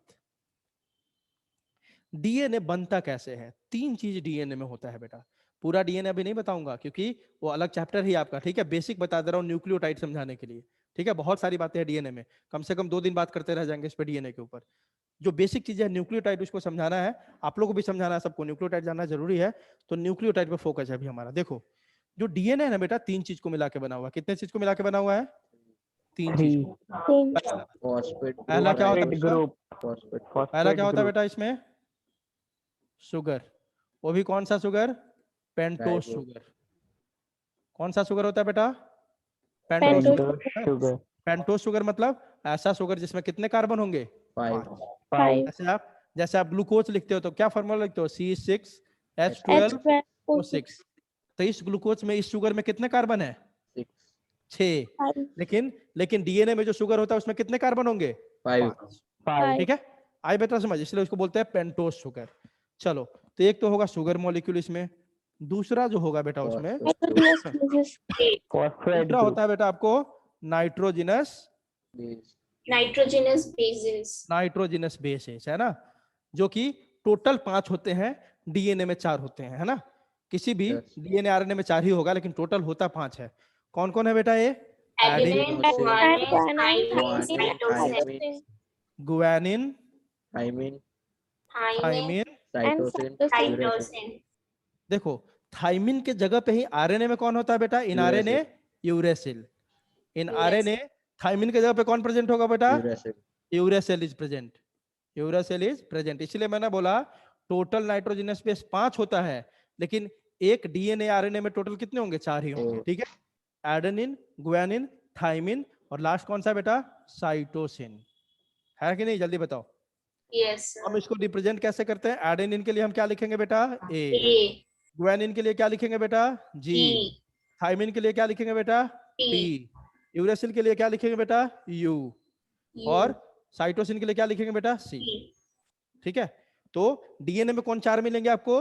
ए, टी, जी, सी। आरएनए में कौन मिलेगा? ए, यू, जी, सी। सी। यह डीएनए में है, और बस फर्क एक ही का है, क्या? डीएनए में टी है और उसके जगह पे आरएनए में कौन है बेटा? यू। आई बात समझ? Yes sir. जल्दी बताओ। yes sir हाँ, तो दूसरा क्या मिलेगा बेटा? एक शुगर और दूसरा नाइट्रोजनस बेस। पहले ही बता दिया, मेरा फोकस अभी पूरा डिटेल नहीं बताना है। अब इसमें भी बटा हुआ है, 2 टाइप में बटा होता है नाइट्रोजनस बेस, सबने सुना होगा, प्यूरिन और पायरिमिडिन, है ना। यस तो वो सब नहीं Yes, बताना sir. है अभी, अभी बस मेरा सिंपल न्यूक्लियोटाइड समझाना है मेरे को। ठीक है, तो चलो दूसरा हो गया नाइट्रोजनस बेस। तीसरा जो डीएनए में होता है वो बता दूं। हाँ, इसको हटाते ऊपर से जरा।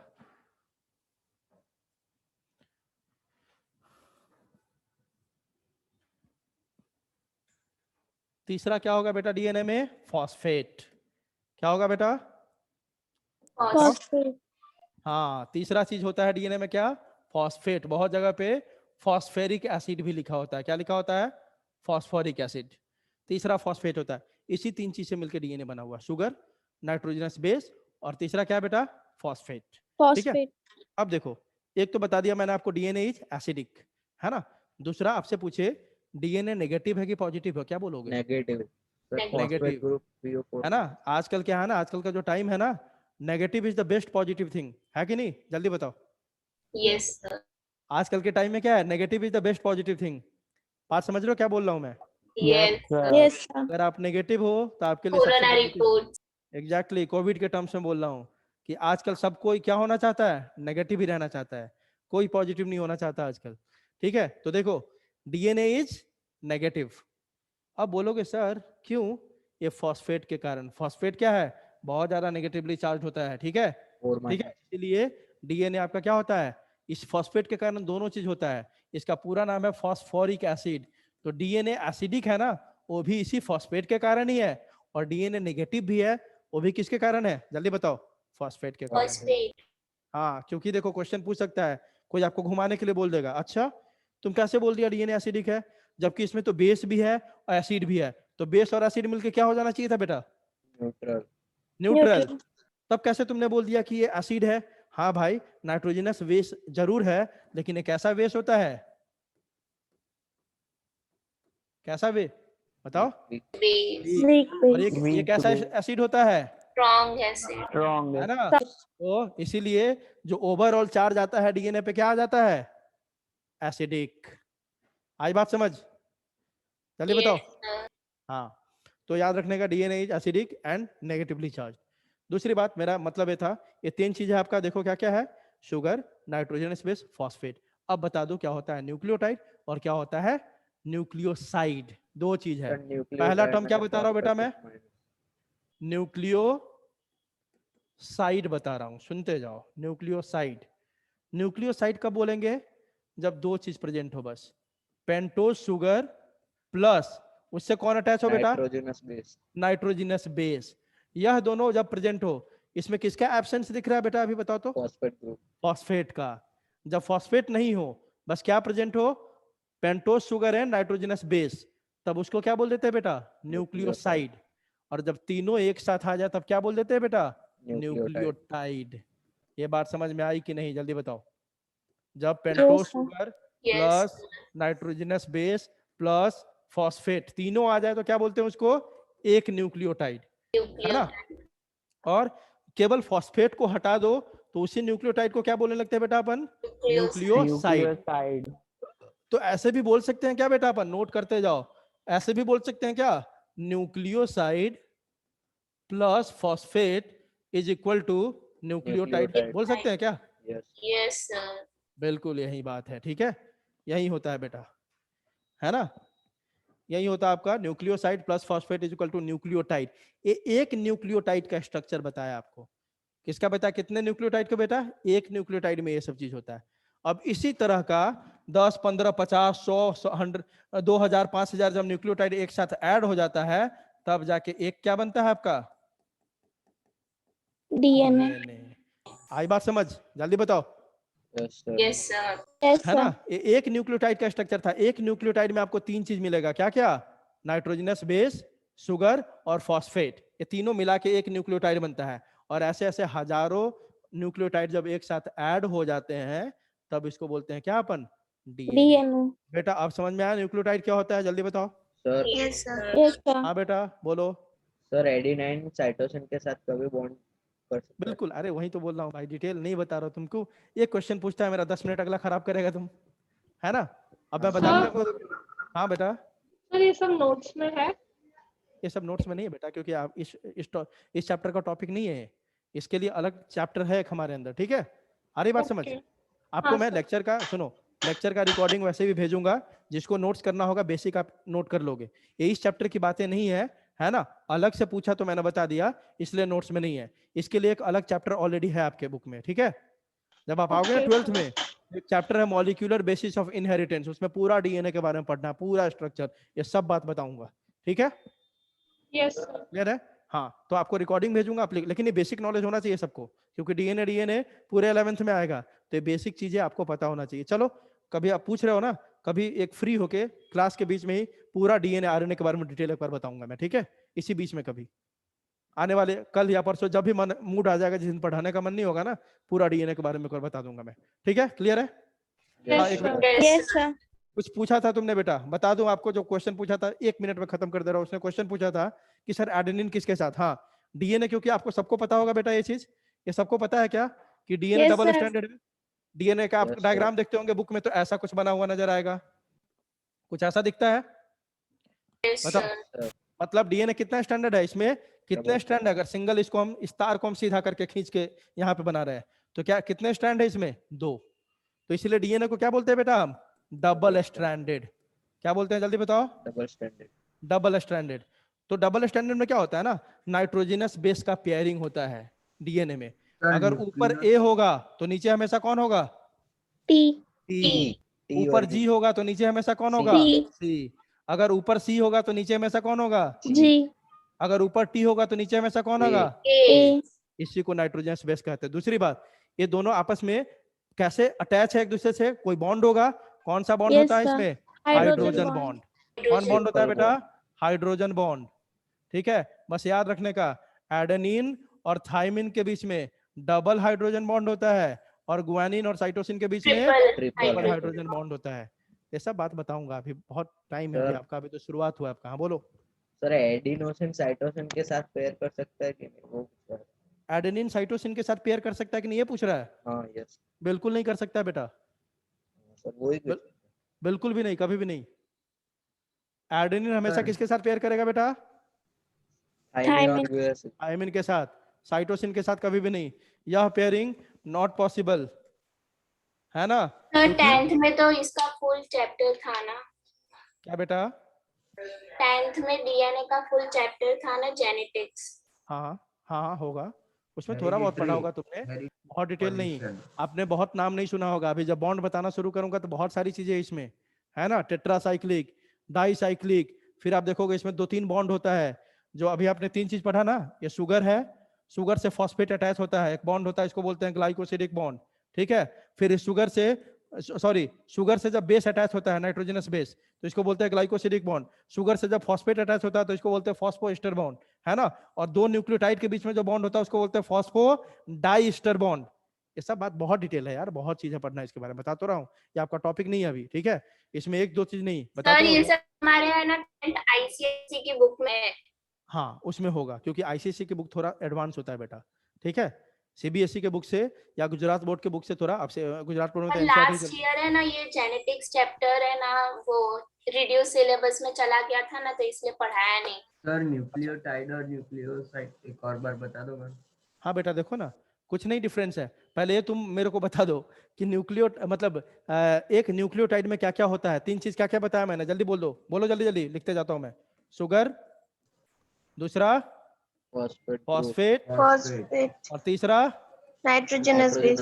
Nitrogenous base. तो देखो बेटा, जब केवल शुगर हो और फॉस्फेट, एक शुगर और नाइट्रोजनस बेस हो, अभी कौन नहीं है साथ में, कौन नहीं है साथ में? फॉस्फेट। फॉस्फेट। फॉस्फेट, तब इसको बोल देंगे न्यूक्लियोसाइड। और जब फॉस्फेट भी साथ में आ जाएगा तो क्या बोल देंगे? न्यूक्लियो। Nucleotide. हो गया। अगर डायग्राम के फॉर्म में समझाना है तो देखो ऐसे समझ लो। देखो ये देखो बना रहा हूं मैं, ये मान लेते हैं बेटा आपका क्या है, शुगर मॉलिक्यूल है। क्या है आपका, जल्दी बताओ? Pentose sugar. Sugar molecule.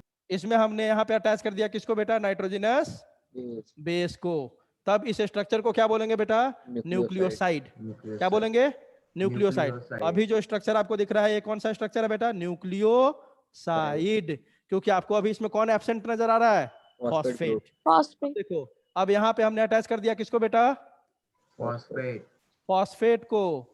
अब इसको बोल देंगे क्या, इस पूरे स्ट्रक्चर को, ये जो पूरा स्ट्रक्चर आप न्यूक्लियोटाइड। क्या बोल देंगे इसको? न्यूक्लियोटाइड। न्यूक्लियोटाइड। चलो आई बात समझ?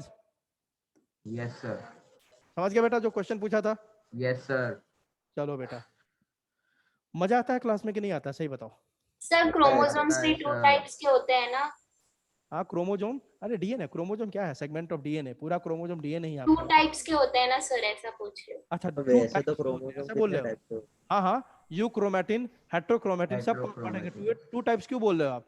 बहुत सारा पढ़ेंगे हम chromosome on the basis of centromere, है ना। मेटासेंट्रिक, डिप्लॉइड सेल्स में। Telocentric, telocentric. मेटासेंट्रिक, टीलोसेंट्रिक, सब मेटासेंट्रिक, है ना, एनासेंट्रिक। एक्रोसेंट्रिक, बहुत सारे टाइप्स है बेटा, ठीक है। डिप्लॉइड सेल्स में 2 टाइप्स होते हैं। डिप्लॉइड सेल में, यस सर। अच्छा ये बोलना चाह रहे हो क्या कि एक सेक्स क्रोमोजोम होता है, एक ऑटोजोम होता है? Yes sir. ये पूछना चाह रहे हो? हाँ। हाँ हाँ बिल्कुल बेटा, हमारे अंदर जो 23 पेयर्स है ना, 22 पेयर्स इसमें से क्या है आपका? ऑटोजोम है। और एक पेयर जो है आपका, जो फीमेल में एक सेक्स है और मेल में कौन है?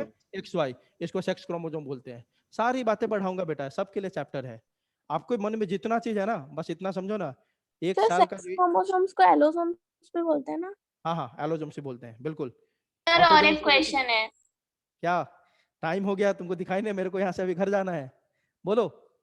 सर वो है ना, ह्यूमन बॉडी मतलब कोई भी बॉडी हो उसमें सारे सेल्स डिवाइड होते हैं? हाँ कुछ कुछ सेल्स नहीं होते हैं, जैसे हमारा Sir, heart no cell, cells नहीं होते। तो सर जैसे मेरा हार्ट, क्वेश्चन ये है कि है ना, डिवाइड सारे सेल्स होते हैं पर मतलब बेबी तो एक ही सेल से होता है। डिवाइड सारे सेल होते हैं लेकिन बेबी एक ही सेल से होता है, ऐसा? Yes sir. देखो बेबी होने के लिए तो एक ही सेल है, मतलब वो सेल कौन सा है? ए सेल है। तो सर ये Zygote. सिर्फ वन टाइम ही डिवाइड होता है? क्या? ये सिर्फ एक ही बार डिवाइड होता है? जाइगोट? Yes sir. हाँ हाँ हाँ, बहुत बार डिवाइड होता है बेटा। 2 सेल पहले बनाएगा। जाइगोट जानते हो ना? Zygote Yes. यूनिसेल सर होता है। उसका क्वेश्चन पूरा जाइगोट डिफरेंट यूनिसेल है। होता है, आपको पता है सबको? जाइगोट में कितने सेल होते हैं? यूनिसेल्ड, एक सेल होता है बेटा जाइगोट में। यह एक बार डिवाइड नहीं करता है, 2 सेल बनाएगा, 4 सेल बनाएगा, 8 सेल सर बनाएगा। बेबी तो एक ही होता है, हाँ बेबी तो एक ही होता है। हाँ, तो बेबी एक होता है क्योंकि सेल एक ही है, लेकिन एम्ब्रियो देखो ये यूनिसेलुलर है, और एम्ब्रियो जब इस जाइगोट से बनता है ना, वो एम्ब्रियो क्या होता है? Multi cellular, multicellular. है ना? समझोगे? सब बात समझाऊंगा, अभी समझाने की कोशिश करूंगा, नहीं समझोगे। इस जाइगोट में 1-2 बार डिवीजन नहीं बेटा, 10 बार डिवीजन होता है, 4-5 बार। देखो ना, 2 सेल बनाएगा, पहले 1 सेल था, 2 cell, 4 cell, 8 cell, 16 cell. 16 cell वाले सर कंडीशन को डिफरेंट एक नाम डिफरेंट देते हैं स्ट्रक्चर होते हैं ना, कोरुला, मोरुला, है ना? ब्लास्टुला ऐसा। फिर 32 सेल, इसका नाम देते हैं ब्लास्टुला। ब्लास्टुला। तो क्यों अभी पूछ रहे हो? क्योंकि पूछोगे तो बताता चला जाऊंगा मैं, ठीक है? सब पढ़ोगे आप, ठीक है? यस सर, हाँ, चलो एंड करें लेक्चर। यस सर, मैंने क्वेश्चन ये पूछा था कि मजा आता है क्लास में कि नहीं आता है, ये बताओ पहले। Yes Yes, yes sir. Sir इसलिए आता तो है। यस सर, बैठे हैं। मजा आता है। सबको अच्छे से समझ में आता है ना सारी बातें जो भी बताता हूँ मैं? Yes yes sir. देखो, यस लेक्चर के पहले दिन एक प्रॉमिस किया था, बायो को कभी भी टफ नहीं लगने दूंगा, ये प्रॉमिस आप जब 12th पास करके जाओगे ना यहाँ से तो भी बना रहेगा। लेकिन टर्म्स एंड कंडीशन मैंने बताया था, एफर्ट आपके साइड से भी होना चाहिए, ठीक है? तुम एफर्ट दिखाओ, देखो मजा आ जाएगा। कोई टॉपिक ऐसा नहीं होगा जो तुमको लगेगा कि मेरे को समझ में नहीं आया। हाँ, जब तुम पढ़ना छोड़ दोगे, ये सब छोड़ दोगे, तो फिर भगवान भी नहीं पढ़ा सकता तुम्हें। अगर आपको पढ़ना है तो आपको भी एफर्ट डालना होगा। टीचर का बताया ना, मेरा रिस्पॉन्सिबिलिटी 30% है, मैं सब कुछ समझा दूंगा, लेकिन तुम जाके रिवीजन नहीं करोगे ना, तुम्हारे लिए फिर से वो नया हो जाएगा, ठीक है? सर तो आज के नोट्स मैसेज करना हाँ, फिर क्या से आपको नोट्स के क्या लिए मैसेज करना होगा। बोलो बोलो, जोर से बोलो। नोट्स के सर लिए नोट्स मैसेज का करना करना। होगा। नहीं, नोट्स के लिए मैसेज नहीं करना, आपने एक बार कर दिया ना, अब करने की Yes. जरूरत नहीं है, ठीक है? ओके यस सर, हाँ, जो नहीं किया है उसको करना होगा। जिनके नंबर मेरे पास आ गए हैं उनको करने की जरूरत नहीं है, उनको अब नोट्स अपने आप मिलते रहेगा, ठीक है? ठीक है बेटा, यस यस सर, चलो लेक्चर को एंड करते हैं, ठीक है? Bye sir. Bye bye, thank you, bye sir. Welcome बेटा, बाय बाय।